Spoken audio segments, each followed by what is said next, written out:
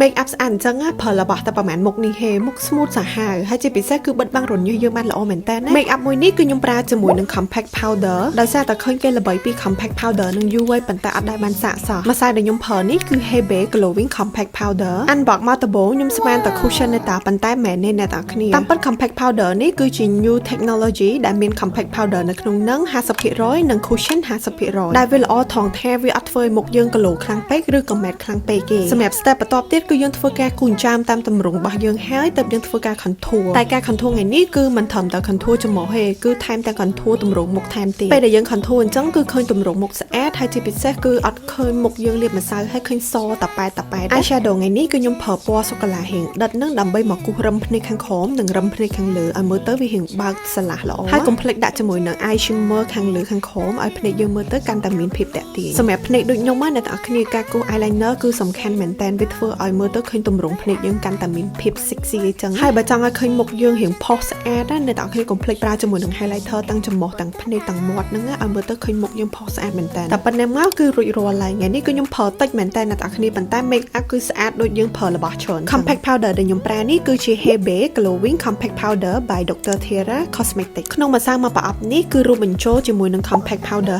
50%និង cushion 50% ដែលវាមានអត្ថប្រយោជន៍ច្រើនមែនតើជួយទៅដល់ស្បែកជាពិសេសគឺធ្វើឲ្យ make up ហើយវាអត់ឃើញកឡូខ្លាំងពេកឬក៏មុខយើងស្ងួតខ្លាំងពេកសាច់ម្សៅស្រាលតែជួយបិទបាំងស្នាមបានល្អជាពិសេសគឺស្នាមមុននិងរន្ធញើសរបស់យើងដែរធ្វើឲ្យមុខយើង smooth ម៉ត់អលងដូចនារីកូរ៉េអញ្ចឹងណាហើយជាពិសេសគឺជួយការពារកាំរស្មី UVA និង UVB ហើយរក្សាសំណើមនៅលើមុខបានពេញមួយថ្ងៃទៀតអ្នកទាំងអស់គ្នាអាចប្រើបន្ទាប់ពីការប្រើជាមួយនឹង BB cream ក៏បានឬក៏អ្នកទាំងអស់គ្នាអាចប្រើតែ compact powder សុទ្ធក៏បានដែរ compact powder នេះគឺរឹតតែពិសេសដោយសារតែមានការធានាពីក្រុមហ៊ុន Samsung ទៅលើការប្រើប្រាស់និង quality ទៀតសម្រាប់អ្នកដែលចូលចិត្ត make up ជាប្រចាំថ្ងៃហើយចង់បានម្សៅផាត់មុខណាដែលស្រាលតែបិទបាំងស្នាមបានល្អហើយជួយធ្វើឲ្យមុខយើងមិនក្លូខ្លាំងហើយក៏មិនម៉ាត់ខ្លាំងអ្នកទាំងអស់គ្នាអាចជ្រើសរើសប្រើជាមួយនឹង Hebe glowing compact powder នេះបាន